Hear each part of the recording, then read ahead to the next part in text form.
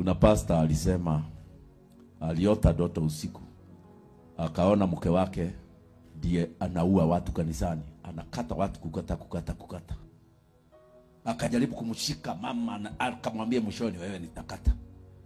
Mtu wa Mungu aliamka akasema, nimeonyeshwa ni nani anaharibu hii kanisa, na mimi nitamshukulia hatua. Akaenda mlimani kuomba. Alifunga kule chakula siku 14. Siku ya 10 mama akakufa. Hata hakumaliza akarudi kuorganize mazishi. Maombi si yamejibiwa, unaendelea fasting ya nini? Yamejibiwa.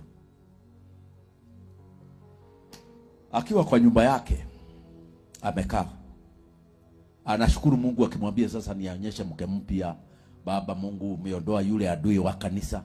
Wanawake 4 wameingilia ukuta, wamekuja kwa nyumba. Ndio wamemwambia, sasa wewe ni mtumishi wetu, si mtumishi wa Mungu. Akasema, mimi ni mtumishi wa Mungu. Akaambiwa, tulikuonyesha ndoto uue mke wako na maombi na ulikubali. Sasa wewe uko chini yetu, na sasa wewe ni recruited, you are an agent because you are paid. Sasa ndiye alikuwa anauliza Mungu, mimi na niko na roho wako, nawezaje kushika maono kutoka kwa watu wa giza? Kwa sababu wewe ni kama simu, unaweza kushika kwa shetani.